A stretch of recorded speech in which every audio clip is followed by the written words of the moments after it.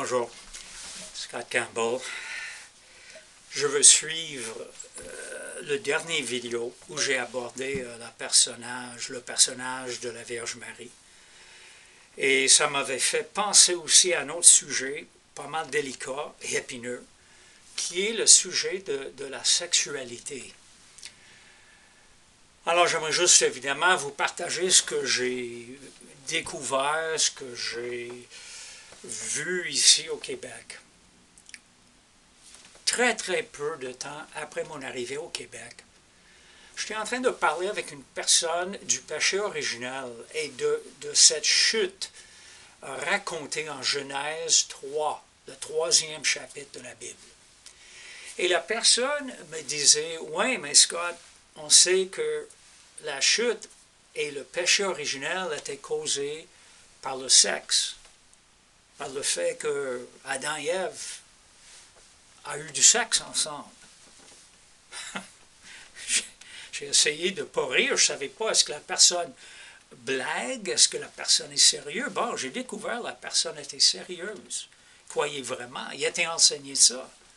Et partout au Québec, j'ai rencontré d'autres personnes, peut-être pas tous les Québécois, mais il y en avait plusieurs qui parlaient du sexe comme le péché originel. Alors j'ai commencé évidemment, et plus je restais, plus j'écoutais les gens, plus je faisais de relations d'aide, counseling, j'ai commencé à créer dans ma tête la vision de comment l'Église catholique voyait le sexe. Et ce n'était pas une belle vision. Premièrement, l'Église catholique avait imposé sur leur leader un célibat. Pas un célibat choisi volontairement.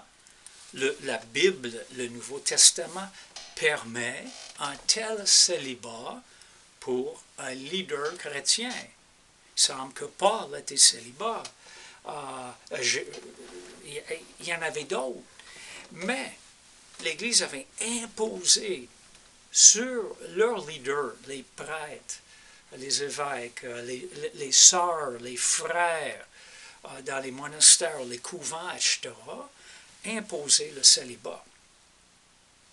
Et nous savons tous depuis 30 ans combien partout dans le monde, il y a maintenant des révélations qui sont tellement dégoûtantes, pernicieuses, tellement décourageantes face aux leaders de cette Église-là qui se sont donnés à la pédophilie ou autre, homosexualité ou autre, ok?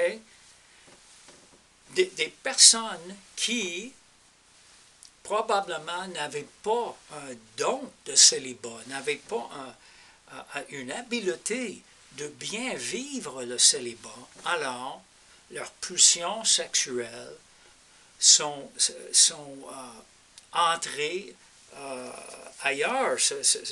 Alors ils véhiculaient, ils vivaient ça d'une autre façon. Alors c'est très grave. En même temps, l'Église enseignait que la petite famille, Joseph, Marie, Jésus, était vraiment une famille sainte et exemplaire. Mais nous découvrons que l'Église enseigne que la Vierge Marie restait toujours vierge, en perpétuité, que même après la naissance, elle était vierge avant la naissance de Jésus, mais même après la naissance de Jésus, elle restait vierge. Qui veut dire Joseph s'est jamais couché avec Marie. Alors, comment veux-tu élever alors cette famille comme la sainte famille, puis tellement exemplaire, quand vous enlevez le sexe, quand vous enlevez la naissance d'autres enfants? C'est très clair dans le Nouveau Testament que Marie ne restait pas vierge. Ça prend seulement 25 versets. Matthieu est le premier livre du Nouveau Testament.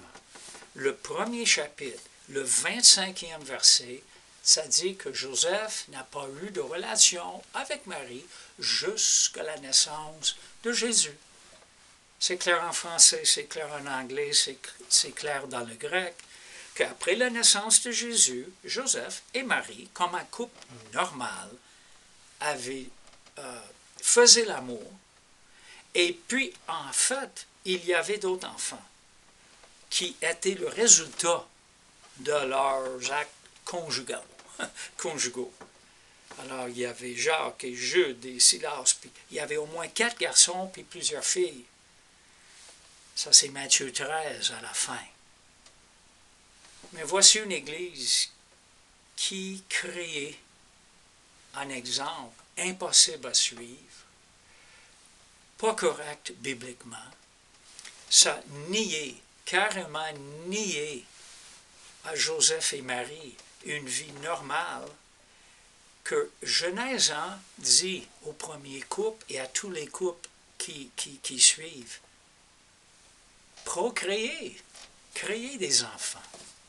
Ça, on sait tous que ça fait partie intégrante de la vie d'un couple.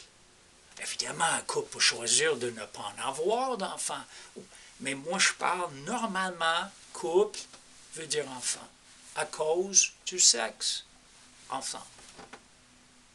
C'est un don de Dieu, c'est positif, c'est pas négatif. C'est ça là, qui ronge l'esprit québécois, ce désir. Hein? Comment la culture québécoise, ils savent, oui, elle sait que le sexe est bon, et en même temps, il y a tous ces enseignements qui sont anti-bibliques et dans le fond anti-Dieu, parce que Dieu prône la vie. Et par contre, est-ce que Dieu prône 8, 10, 12, 14, 15 enfants?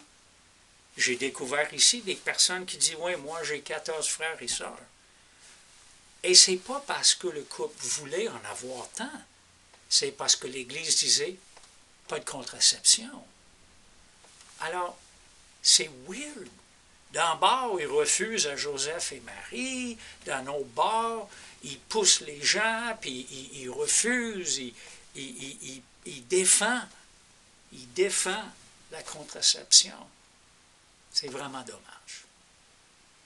Mais voilà, c'est ça ce que j'ai découvert. Merci.